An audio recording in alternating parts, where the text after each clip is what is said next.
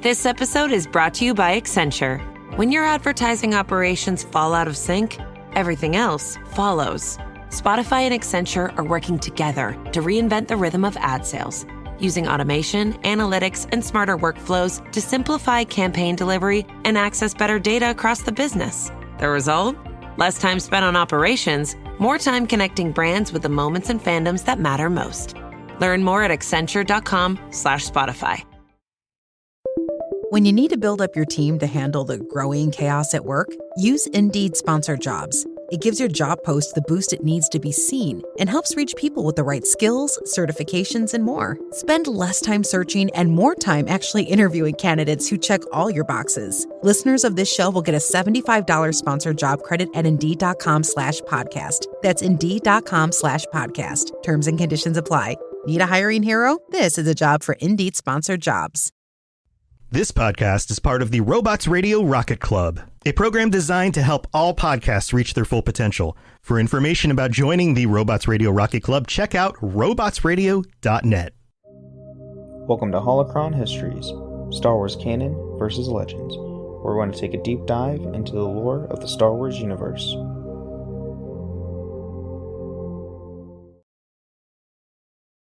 Histories podcast, where we talk about Star Wars canon versus legends, where we take about those Star Wars topics and we'd say what Disney's done with them and what was done previously with them. I am one of your hosts, Austin, also known as Teacup. And I'm your other host, Ben of Temeria. All right. Well, Ben, what are we talking about today? So today we are going to go over one of the factions in Star Wars from the sequel series that we have yet to go over. We didn't go over the Resistance or the First Order. Resistance, honestly, we could go over, but they're just a newer generation of the Rebel Alliance. There's not really much to tell. But today we are going to go over their arch enemy in the sequel trilogy, the First Order. Wait a minute, Ben. Now, I might be a little crazy. Probably. The First Order isn't in Legends material. It is not. It is strictly canon.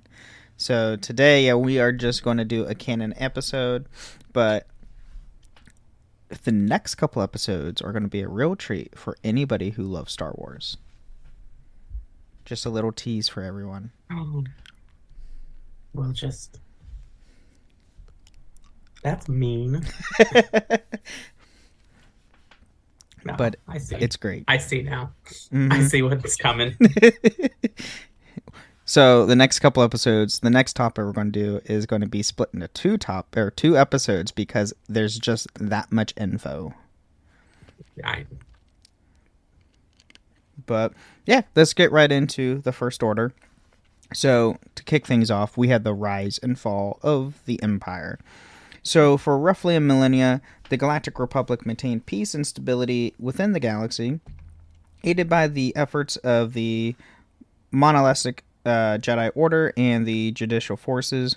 With the believed extinction of the Sith, ancient enemies of the Jedi and the Republic, the ruling Dark Lord Darth Sidious secretly plotted to overthrow the Republic with the formation of his own Sith Empire. Now, here's just a question. Mm-hmm. Because you've read the Plagueis books. Have you? I have not, actually. Oh. Well, I was always under the assumption that this plan was passed down from Bane, basically, to Sidious. I believe so. I've read up on stuff, and I want to say yes on that. Because Bane always had the intentions to overthrow the Republic since he was a Sith. Right. He always had that intentions, and maybe not the plan, but I would argue, I remember distinctly that Plagueis really kind of sets in motion beginning this plan, and Sidious just executes it. Yeah. Yeah, I mean, since Sidious is was the apprentice of Plagueis, it would make sense that, and doesn't he go become like a chancellor under Plagueis's like apprenticeship? It's unclear. I'd have to be, but I believe Plagueis is alive at some point during the event, like near the start of A Phantom Menace. Okay. But I'm not sure the timeline there. But there's also a theory that, because Darth Bane is obsessed with immortality. Yeah. And by the end of the Bane trilogy, it is unclear who's actually in control. Mm-hmm.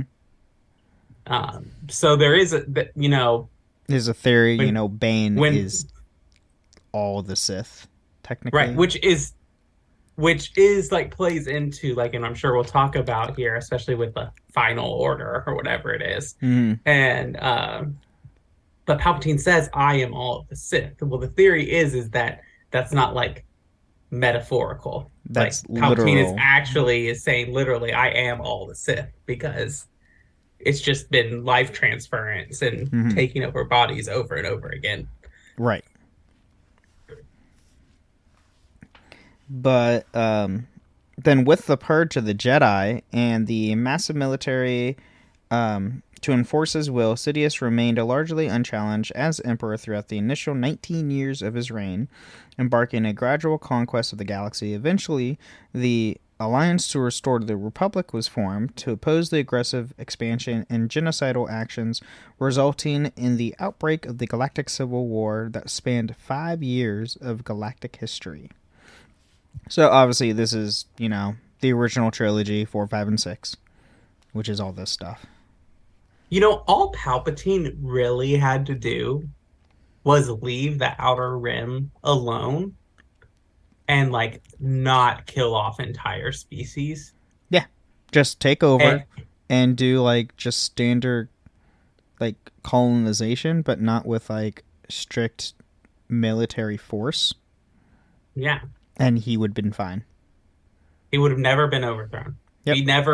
The rebellion, I mean, you would have had Obi-Wan and Yoda and maybe Bail Organa, like, working, but they would not be that thing, because they would not have been able to bring the separatists, the Confederacy of Independent Systems into fold by then, because that's basically what happens is the CIS basically become the rebellion.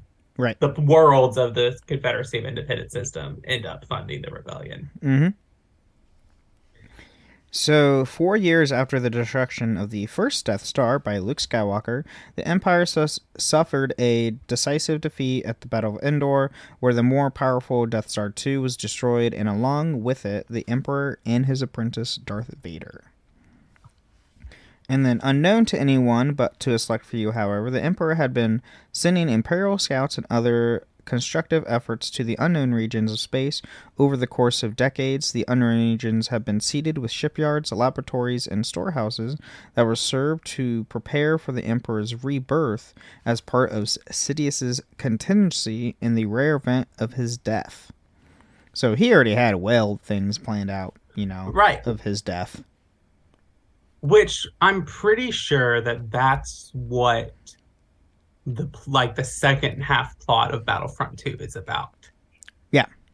Well, kind of. Because there's Operation Cinder, and then there's Operation, like, Phoenix or Resurrection or something like that. Yeah. And to his plan to ensure the Galactic Empire's destruction, as he believed that the Empire should not outlive its Emperor. However, he planned the creation of the new empire beyond the borders of known space. Resources and select personnel were discreetly funneled to the unknown regions where the empire shall begin anew. Sidious entrusted the task executing the contingency to his protege, Gallus Rax. Which Gallus Rax is... I can't remember if he was in... Was he in Battlefront 2? No, because it was Admiral Versio, I forget his first name, who... Oh, that's right. Like, oversaw Operation Cinder. Gotcha. And then following another year of bloody conflict, the fractured empire made its last stand on the sandy waste of Jakku, which had become a rallying point to retreating Imperials against the New Republic, resulting in many casualties on both sides of the conflict as part of the Battle of Jakku, which is in Battlefront 2. That's the last major battle you take part of. One of the last major battles. And then as part of the contingency, Rax's secret objective in the Battle of Jakku was to destroy the planet to cripple both the remnant of the Empire and the New Republic. However, he was prevented from carrying out his plan by Grand Admiral Ray Salone, who killed Rax. Yeah.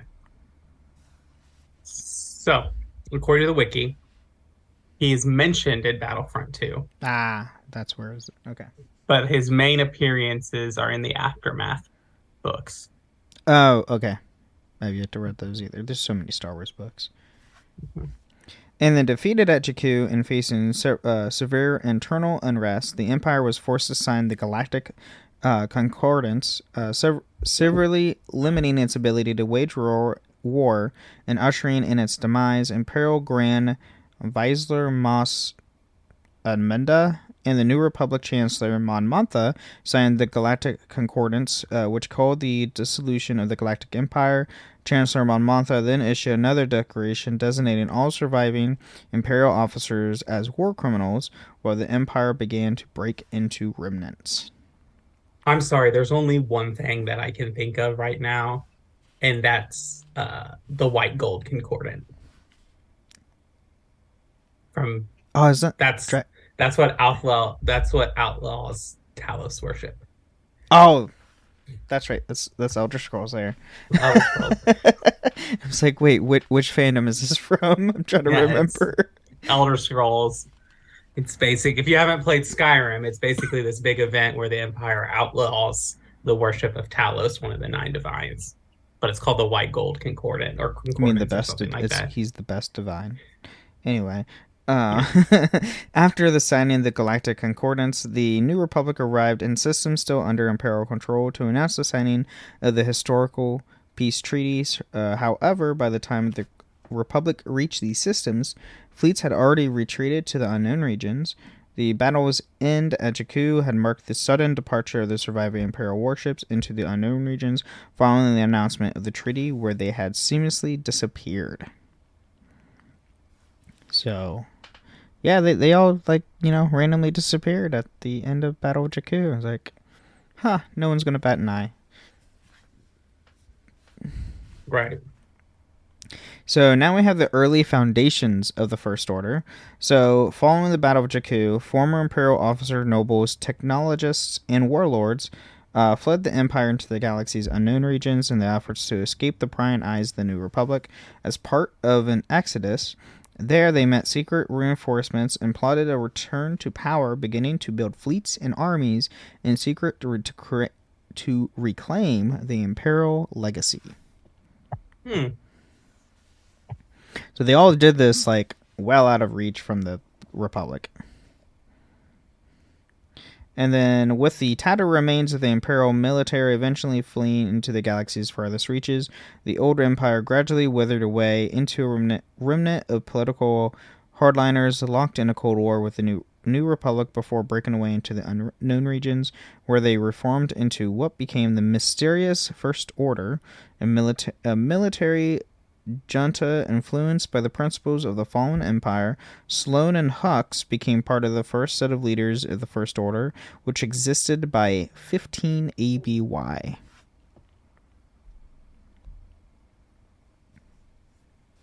Wow. Interesting. Right. And then by that year, the scattered Imperial remnants in the unknown regions had become to establish a new chain of command, an obscure and skeletal one for Imperial survivors. Amongst those who fell under the new command structure was an Imperial remnant and was ordered to establish ties with the corporate sector authority. Eventually, the scattered holdouts formed into the First Order, which significantly grew from the political, military, spiritual elements of the New Order. Ew. Right. And then what's the Yeah, I'm just gonna say, what's the best part about all of this? Hmm. Is that during this whole time, Leia is yelling at the New Republic that, like, you all are idiots. You're ignoring this. The First Order is Yeah, rising, she and everything's warned. have She yeah. warned the new government. It's like they're not done. Like they're not going Like, to give up that easily. and everyone thinks Oh, that we're she's at peace. crazy. We're fine. She's crazy. And then basically some First Order like agents that are hidden within there release that she's Darth Vader's daughter. And then she Oh, that's loses right. and then she loses all kinds of credibility. Because And she's a daughter of then the Sith. fast forward to the sequels trilogy, and the First Order destroys Hanzi Prime. And I like to imagine Leia was sad, but I think that a tiny part Told of you her, so. like that part of her that is Anakin Skywalker was 100% that I told you so. I told you. I told you. Right. Yeah, I can totally see that. So, as such, its origins dated back to the Galactic Empire, with the remnants of the Imperial military forming the basis of the First Order military. The Sith Eternal was the First Order's secretive spiritual branch. As a Sith cult, they preserve the Sith religion and revere the dark side of the Force from the base of the operations on the planet Exegol. Additionally, the Sith Eternal cultists were dedicated to the restoration of the Empire, secretly working to ensure the First Order's conquest of the galaxy. Yeah. Gotta love cultists. They're in every fandom. Yeah. And then now we have the rise of Snoke. The character we all were thought was a big bad and then turned out to be not. I hated that plot twist so much. Yeah, like, and one day we'll talk about Snoke. I think we should do an episode one day addressing like the different theories around like who Snoke was and how the how the Last Jedi and Rise of Skywalker would go, and we rank them as like, would this be a better movie? Right. Ooh, that would be fun. Patron chat. No, anyway.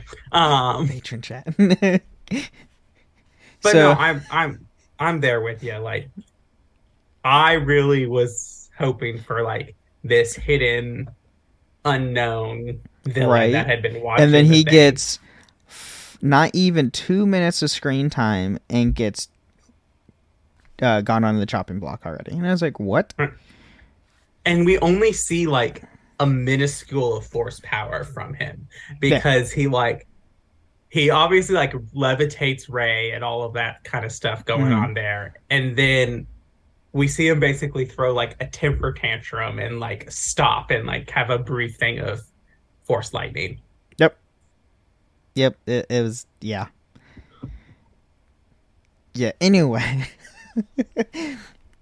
just as many of the Empire's servants carried the old Empire's greatest military secrets to the unknown regions, so did the creature known as Snoke, who rose to become the supreme leader of the First Order. Had it not been for the ancient hyperspace trails blazed through the unknown regions by Snoke's attendants, most of the former Imperial officers would have likely perished crossing into the uncharted realm.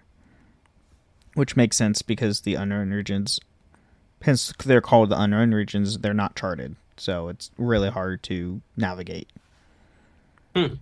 Snoke was a mysterious humanoid with very scant details as regarding his origins, strong with the dark side of the Force. Despite his abilities not being specifically Sith in origin, Snoke's powerful abilities as a Force user and knowledge made him the undisputed heir to as the leader of the forces gathered under the contingency.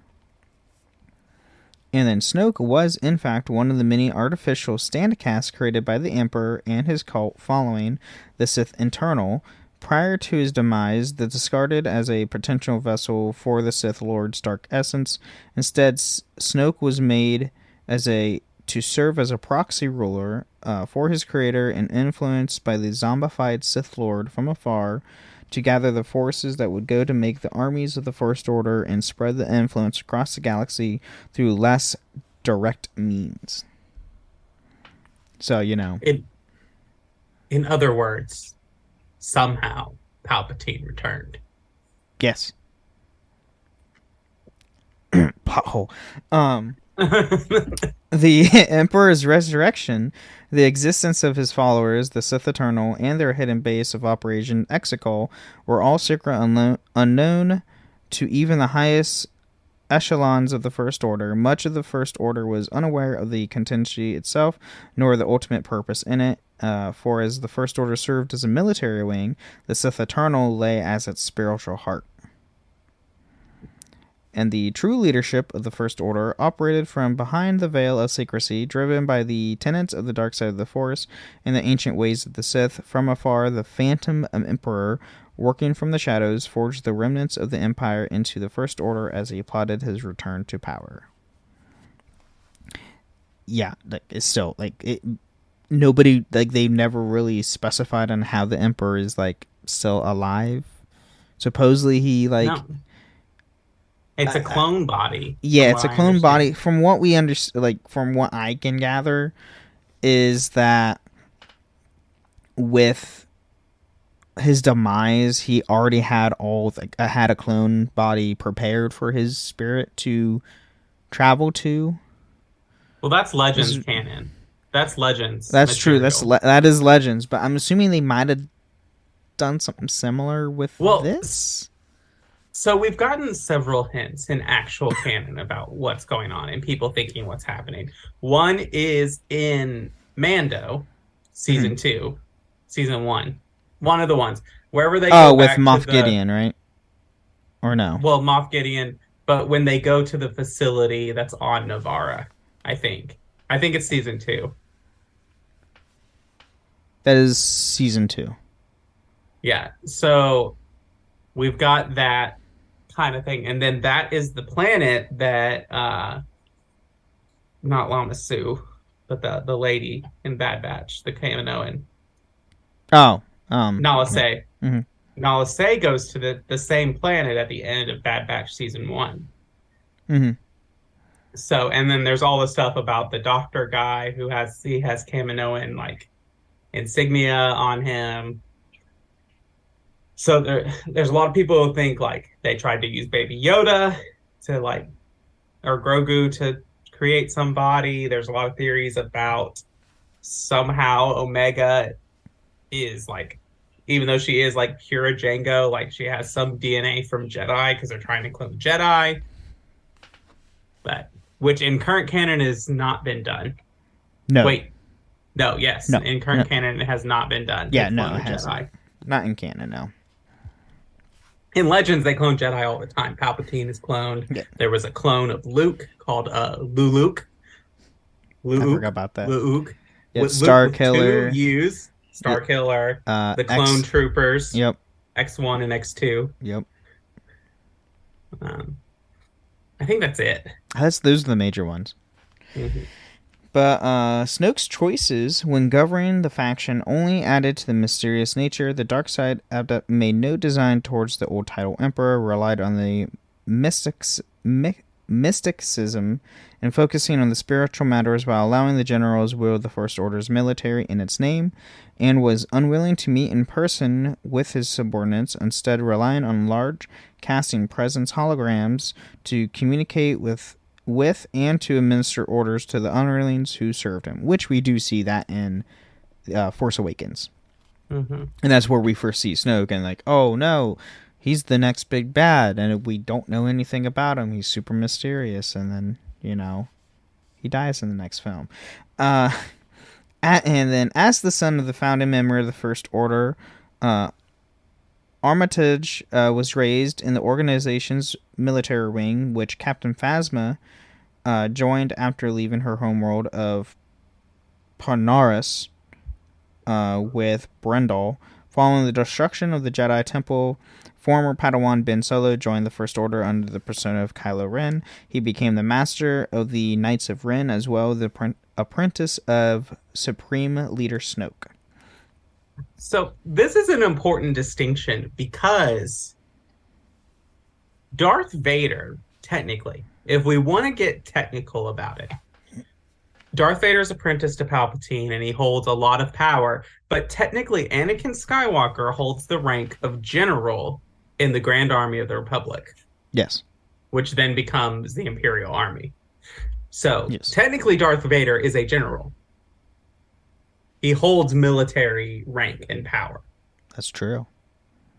Though they wouldn't say that, but he is technically a general. Kylo Ren, until he becomes Supreme Leader, has no authority in the First Order, in their actual structure. No, people are just terrified of him because he can use the Force. That's literally it. Right. Like, at least like with Darth Vader, you can make the argument, okay, like he technically holds a distinguished military career. And I'm sure somewhere in the Empire records, he has the commission of general in the Republic or in the Imperial Army. I'd imagine so. I know Tarkin for sure understood that because Tarkin secretly knew who Vader was. Right. Both Tarkin and Thrawn have been reported to have deduced to Vader's true identity. Mm-hmm. Yep.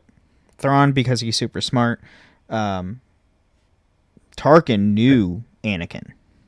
Yes. Well, so did Thrawn. Did Thrawn know him before he turned? In the canon Thrawn trilogy, which takes place before the Empire, they work together on Batuu. Oh, okay. That I did not know. Mm-hmm. So, Ren, Armitage, and Phasma represent a new generation of leaders that supplemented the old guard of the First Order's command structure. As part of the turnover, Armitage and Phasma conspired to assassinate Brendol. Armitage had been abused by his father in his youth, while Phasma sought to erase her past. Armitage left the actual murder up to Phasma, with his only instruction being to make it untraceable. Phasma carried out the killing of Brendol using the toxin from the bite of a Pantosaurus beetle. Armitage then gave a brief address to Captain Cardinal and the stormtroopers court, informing them of Brendol's passing and his sentence to his leadership role in the military, taking over from his late father. So that just like in the Empire, there's always going to be these people sorting for power and trying to kill even your own family. Right. It's lovely. And then at some point, a cargo ship was ambushed containing military gear from the ship's crew, claimed meant for the First Order. Among the possessions seized was a set of stormtrooper armor, which was later presented to Terex, a former Imperial stormtrooper and at the time a crime lord of the Rant gang. And then Terex immediately became curious about the modern design and confirmed that it was not of Imperial design. After Terex asked of its origin, he continued to think about the implications of his new information. Sometime later, he subsequently joined the ranks of the First Order Security Bureau. And then, meanwhile, the First Order had to contend with the several threats that lurked within the unknown regions. Hermetic kingdoms, which were confronted by the Order. On Supreme Leader Snoke's instruction, the new military undertook a major offensive against several of these kingdoms to seize their worlds and resources to fuel their rise. Phasma herself led from the front of the First Order, charted through the wilderness of the unknown regions. So, apparently the First Order explored quite a bit of the unknown regions. And took over worlds, because that's what they do. Right, of course. But I would say this is a good time to take our mid-break. I think you are correct.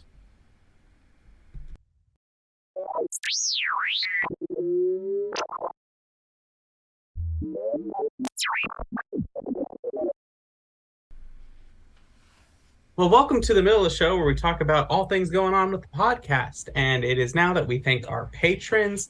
Thank you so much for all of your support. And Ben, I think we got our new patron since our last episode. I think it might be one of our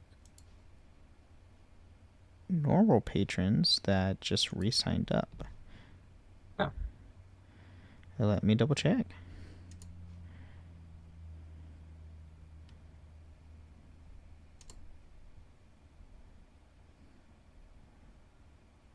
You are correct. I am correct. Yes. Yes. I see that.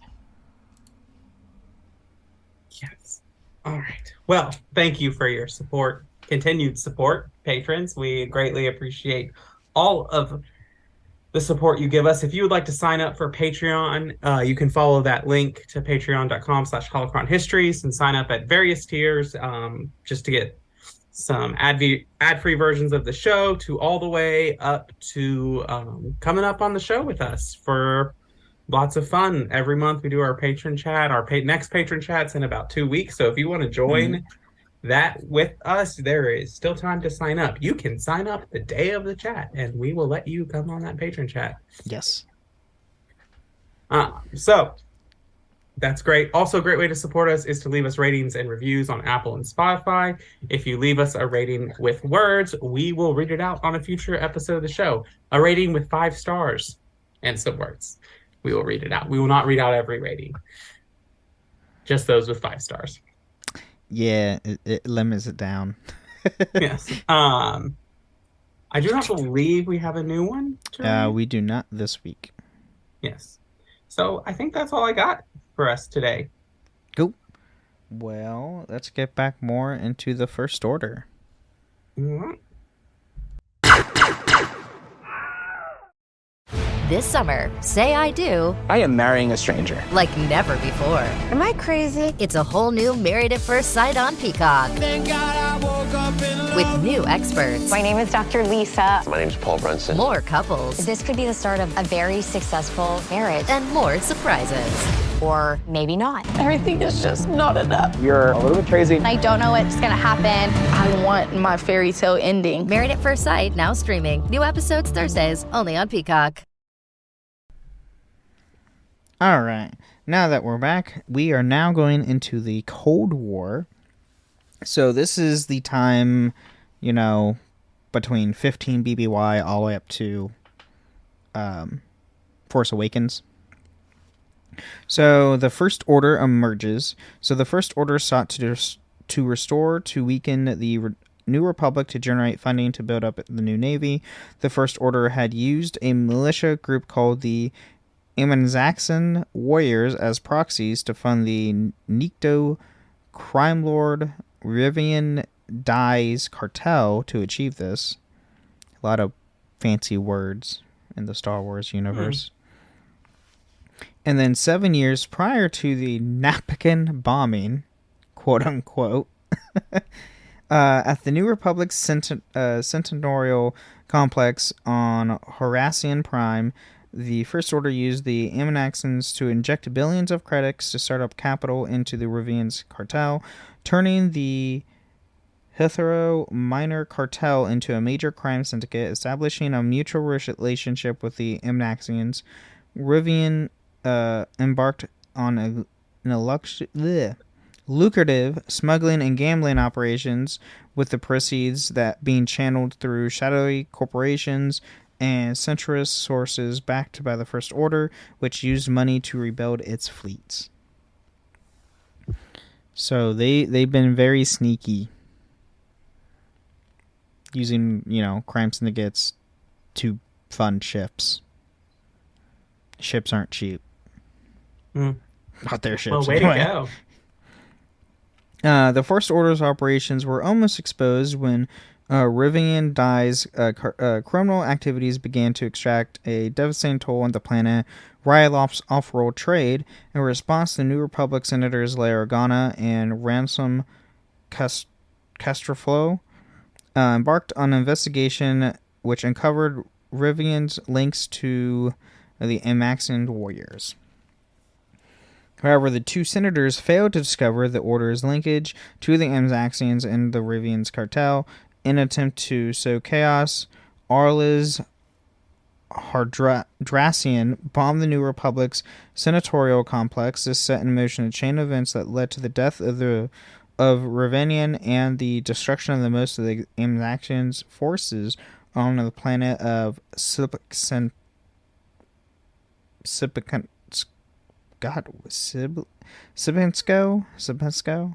something like that. Planets and words. And then after the assassination of Tylan Gar, Lady Cross and the centrist counterparts began preparing the motion to succeed from the New Republic to join the support of the First Order, acting as a political correlation of worlds advocating centralized authority. The Centralists formally withdrew from the New Republic and joined the First Order in 29 ABY, marking the official formation of the First Order as a regime and beginning of the Cold War between the First Order and New Republic. So great, they started getting other worlds involved again because the Empire. Yep. Yeah. So they're just the Empire. They're literally just the Empire. Yep. It's just the Empire 2.0. That's all it is. They suck. Yes. So preparations for war. It's hard to talk today. The centrist worlds that seceded from the New Republic provided the First Order with a foothold in the known galaxy, by which its military forces emerged from the unknown regions, precipitating to the return of fascism and militarism. In defiance of the Galactic Concordance, First Order forces frequently crossed the trans-Hydranian borderlands, launching several incursions into both the Republic space and other sectors. And the term Cold War, quote-unquote, was used because there was no direct large-scale fighting, but instead occasional minor skirmishes. Despite mounting First Order aggression, the New Republic refused to take forceful military action against the Order, seeking to avoid provoking another devastating galactic war at all costs. Which is kind of dumb because it blows up anyway. Right. But it's the same thing. Like, so if we go back to like a Legends canon like hybrid, which is KOTOR, it's the same thing that's happening at the Mandalorian Wars. Because because the First Order is not directly attacking New Republic grounds, the New Republic is like, oh, well, we can just wait it out. Which is exactly what the Jedi Council does during the Mandalorian Wars. And then it doesn't end well. We're doing that. It does not. It breaks out to all war. Lovely. And then during this time, the Resistance, an offshoot of the New Republic Defense Force, was founded by General Leia Organa, who realized that the Senate could not protect the New Republic alongside her remaining allies like Galal Akbar, so General Akbar, C-3PO, Jove Sea Striker, and Termin Wexley. The Resistance acted as a check on the military design of the First Order. And the New Republic Senate believed that the First Order posed no real credible threat to the galaxy at large and a hard-won galactic peace. Echoing these sentiments, Chancellor Laverne Villetram argued there was no need to concern as long as the Order adhered to the dictates of the Galactic Concordance. Which is terrible because, we know that's not the case. And with the First Order's growing threat and rapid mobilization for war, prominent members of the Republic voiced concern over the Imperial successor state, and the most vocal being former Senator Leia Organa. As Austin has said earlier, scoffed at by the Senate at large for being an alarmist and warmonger, Organa used her influence as a prominent member of the former Rebel Alliance to recruit many former military officers who had left forgotten Military Disarmament Act passed by the Galactic Senate. So yeah, they scoffed at her like, yeah, no, you're just a warmonger and alarmist. Like, no, we're not going to believe you. Right. As Austin said earlier. Like, they straight up like, no, you just like war. Shut up. Which is, not the case. It's so insulting. Like, you know her home planet was destroyed by the Empire. Like, you think she just likes war? Right. Exactly. And then, meanwhile, the Republic Senate became mired in corruption and bureaucracy, amplified by the political gridlock caused by the divide between the populace and the centralists. Some senators like Edo Ro Kentor concluded with the First Order the premise of wealth and power, with the large sums of credits being discreetly transferred to him through the corporate sector authority. So, lo and behold, the New Republic has corruption in it. No. Whoa, no way. Just like the original Republic. What? No way. And the First Order began in occupation of the Colossus refueling station on the planet of Castellon as part of the preparations for the planned war posed against the rest of the galaxy. The First Order occupied the Colossus under the guise of peacekeepers in wake of several pirate raids on the platform, which the Order itself had secretly manufactured as a pretext of intervention so the Colossus could be used as a staging ground. Go figure. In the first, right? If we can't get anything ourselves, we'll make it happen by making pre-strategized attacks from our own people. And the First Order's presence was welcomed by some civilians on the Colossus, but others opposed the Order's measures, leading to a riot among the alien population. In response, the First Order targeted residents who opposed the defile of the control and placed under their arrest to sent off-world under the pretext of an entrance of security. And lo and behold, the First Order doesn't like aliens. Huh. It's not like an alarm because the Galactic Empire did the same exact thing. Well, so did the Galactic Republic. Fair point. Well, it's all because every single thing we've had has been under Palpatine's reign and control. Right. Mm-hmm. Well, and I mean, I guess you could argue the High Republic is a little nicer. They're nice. I would say they're a bit nicer, yeah. Especially with their "We're all Republic." Oh yeah, thing that just gets repeated over and over again. We're all the Republic. You hear that if you read Light of the Jedi or any of the High Republic books, you will hear that at least a dozen times. I'm only like 10 chapters in, and I've probably heard it like 50 times. Yeah, it's a highly reused phrase. Mm-hmm. So now we get to the search of the Last Jedi. I wonder who that is. Right? No it's way. Rey. It's Rey, right? No. I'm going to move on from that. do we even? No, there isn't. Whatever. So in response to the resistance operation Saber Strike, Captain Phasma dispatched Agent Thorax to recover information that Poe Dameron obtained from Senator Orodo. Thorax First Order Strike Force pursued Dameron and his Black Squadron to the planet of Orvanus. Terex later obtained intelligence that the Black Squadron were traveling to the Megalox prison on the high-gravity world of Megalox Beta. Dameron traveled to the prison and to question the Hutt crime lord Graxus Jahabaki Tengi from his knowledge of Santeca's whereabouts. I think I did pretty good with Huttese. Yeah.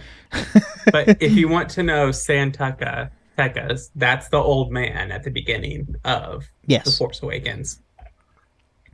And then increased at Grantech's Double Cross, Therex hired the crime lord Ison, KB, and Torin to use their gangs to storm Grax Fortress to kill the Black Squadron.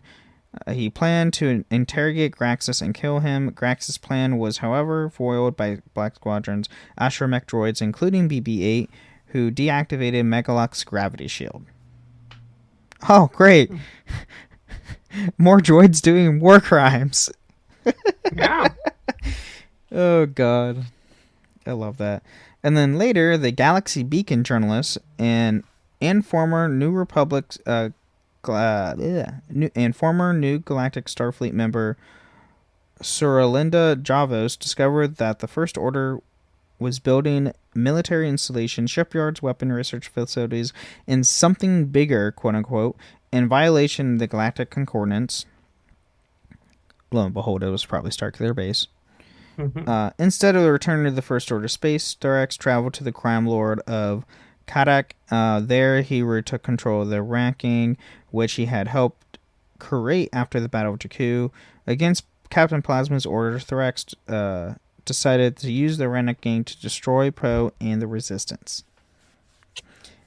And then seeking to locate the fragment of the map that led to Jedi Master Luke Skywalker, who has gone in self-imposed exile following his failed resurrection of the Jedi Order, for which he blamed himself. Supreme Leader Snoke believed that Skywalker were to ever return, the new Jedi would rise, which would threaten the First Order's rise of power.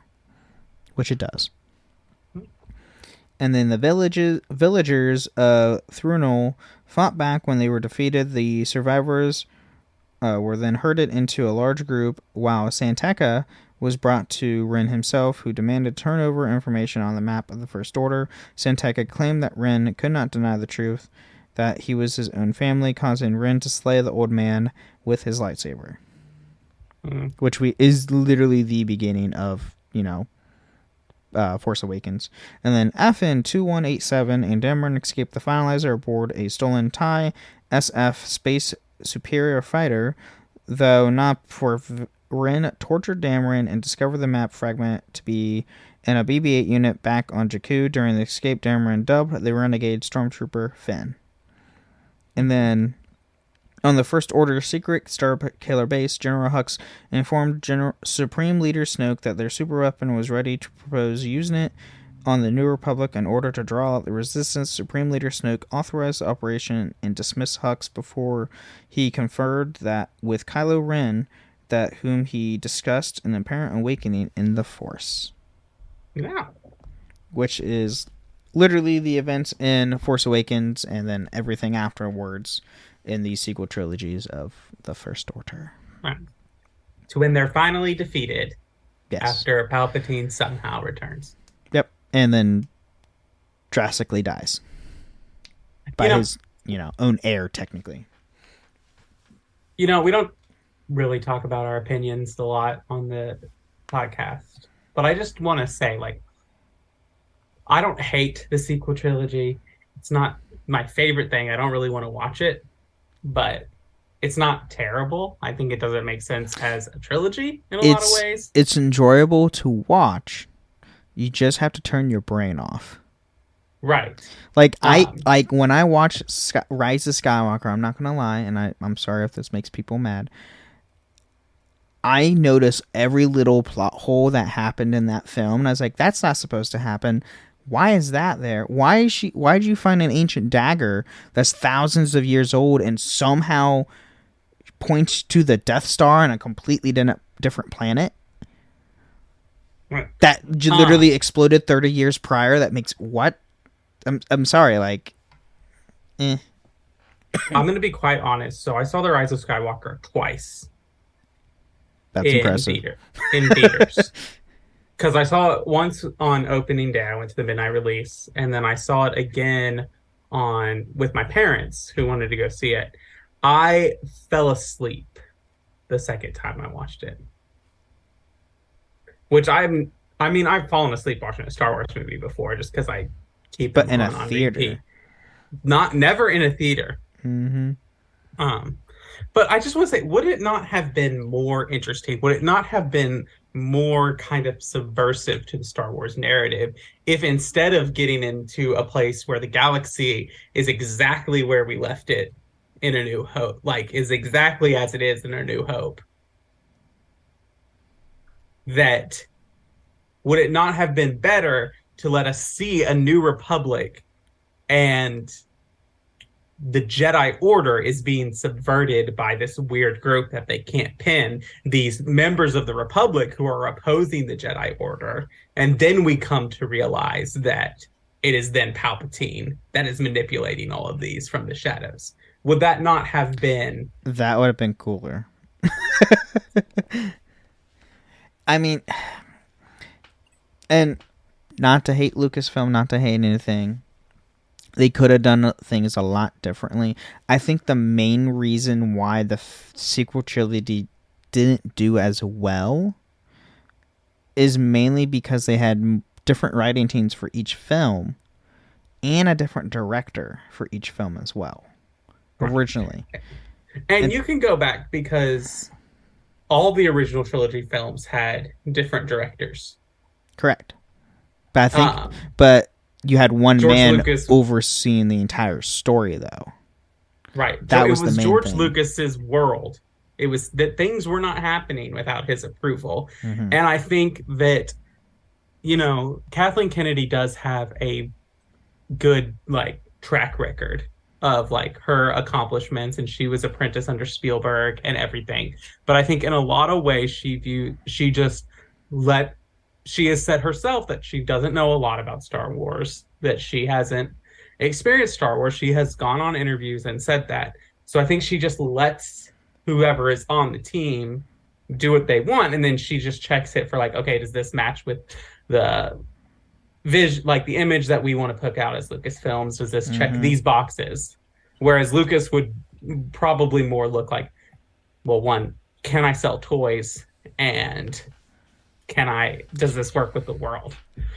And if no one knew, he got majority of his profits from toy sales. Yes. The movies didn't actually make that much money. Mm-hmm. It's all from toys. Yes. But I think it would have been, I would have liked to see that. I would have liked to see Luke's Academy. I would have liked to see, because, and one of the things that is so appealing to Legends for me is that Luke does try to do things differently than the Jedi Order previous to him. Because if you go into Legends, Luke, compared to what is in, like, Last Jedi, where he exiles himself because of his failures and he becomes a hermit, that's not Luke Skywalker to me. And I know Mark Hamill, he's even came out and said, like, that's not what I would see myself as. Like, I would try hard. In Legends, he does, and he succeeds for a pretty good while. He even changes the Jedi code a bit, because he even marries a former Sith and has a kid. And that's the thing. And the whole thing of his scene with Grogu, where he's, like, talking about, you know, making Grogu choose between his attachments and the Force. Like, to me, that's just saying, okay, so we're not having a character who has looked at the past and his own experience and learned. He's just going back to tradition. Right. He hasn't learned the lesson of the failure of the Jedi, but he somehow gets to that point in The Last Jedi where he's like, the failure of the Jedi was arrogance. Well, I would say, yes, it is arrogance, but the other failure of the Jedi is they don't understand life. They are so committed to their dogma that they don't see their flaws in that, which I guess is arrogance. But I just think it would have been a more compelling story and a more relevant story to our actual world that we live in if we saw something that was supposed to be good and on the outside might look good. But there is this kind of seeping in of corruption and manipulation and people trying to move it to their own benefit. Right. Yeah. But unfortunately, we didn't get any of that stuff. But who knows what the future of Star Wars will hold. I know they're filling in majority of the gaps now, which is nice, which I'm okay with. But, I mean, it's very interesting to me, and I'll be very interested going forward, because we are not getting very much, if at all, post-Skywalker or post-Rise of Skywalker content, or even, like, post-Empire content. Like, Mando is like, Mando and Boba have been post-Empire. And Ahsoka will be, too. Ahsoka will be, but, like, it's still that in-between time to where the Empire is not really gone and the First Order hasn't come about yet. And then going forward, I mean, if, as we were discussing in the episode with Light of the Jedi, which is High Republic, going forward, like, Lucasfilm is fully committed on bringing out the past, everything prior to the original, like, prior to Episode 1. Which is nice because it fills in, like, how the Republic is going to get started, how the Sith, like, Acolyte, the upcoming show, which is and currently filming, We're going to see a lot of the origins of the dark side.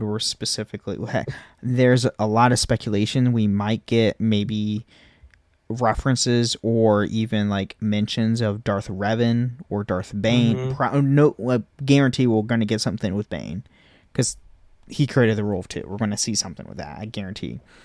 But there's a lot of speculation where they're going to bring a lot of Legends history back into the canon. We already have Darth Revan in canon by name. And Bane. Bane, they've straight up shown in Clone Wars, kind of. Mm-hmm. And Revan... That was him. Well, it's true. Yoda names him who as is Darth voiced Bane. Who is voiced by Mark Hamill, which is great. He's a Sith and a Jedi. And then Darth Revan was named in the most recent Shadows of the Sith. Is that the newest book they did? Yes, I believe so. So he's name dropped in that. So we're probably going to get to see more past stuff, which I'm perfectly fine with personally. So I don't care for the future. Yeah. Show me the past because that's where I want to see the stuff. Old Republic is my era. Give me that stuff. But I think that's what we have for this episode. Yeah, got a little tangent. The First Order, lots of potential. Mm-hmm. Kind of pitters out at the end. Oh yeah,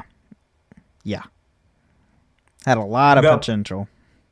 We have not really talked about video games at all this episode, and we normally do. True. I love playing as the Jet Troopers from the First Order squads in Battlefront 2.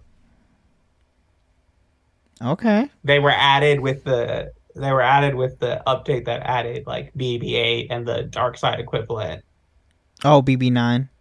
Yeah, BB-9, the ones that were flying around. Yeah. Okay, I'm about to replay that. I didn't really touch the sequel trilogy too much when I was playing Battlefront. I mainly stuck with Clone Wars. Right. Because Clone Wars is best. So normally you have the Jet Trooper has its main blaster, and then it has a rocket launcher, and that's one of its special abilities. But the First Order Trooper has a so if you're playing as a heavy, you can upgrade your repeating blaster where it has the explosive rounds. Yeah, it's the red parts. It's they have one of those that they can just shoot. Ooh. And so you have this repeating thing where you can hover above people and just rain down these shots. That's awesome. Okay, I'm going to have to play this now. Crap. Mm-hmm. I have to replay that. But yeah, and fun fact, the First Order has only shown up in 3 Star Wars games technically. Battlefront 2, Lego Star Wars Force Awakens, and Lego Star Wars The Skywalker Saga. That is it. They're not in anything else. They weren't in Battlefront 1? Nope. Battlefront 1 was just the Galactic Civil War. Oh, that's right. And that's why it did well, but also didn't do well. And then Battlefront 2 fixed that because they added, hey, here's Clone Wars. It's everybody's buying it. Yeah, Lucasfilm Games. The people buying Star Wars games want Clone Wars content. Really. Battlefront 3. Just saying. But I also will say that the what's the salt planet called? The Hoth. The Hoth. I know you're talking about. Crap, I can't think of it on top of my head. Shoot. It's gonna drive me crazy now. I know exactly what you're talking about, though. Right, but that map is also one of my favorites, where you can go under with the trenches. I really like that map. If you're above the trenches, it's a complete death trap. Just saying. Yes, don't do that. Don't do that. Always be under. You will die. But I think that's what we have for this episode. Yeah. All right. Well, thank you all for listening to the Holocron Histories podcast. And may the Force be with you. Thank you for listening to Holocron Histories, Star Wars Canon versus Legends. You can find us on the Robots Radio Discord at robotsradio.net. You can also follow us on Twitter at SWHoloHistories and contact us at holocronhistories@gmail.com.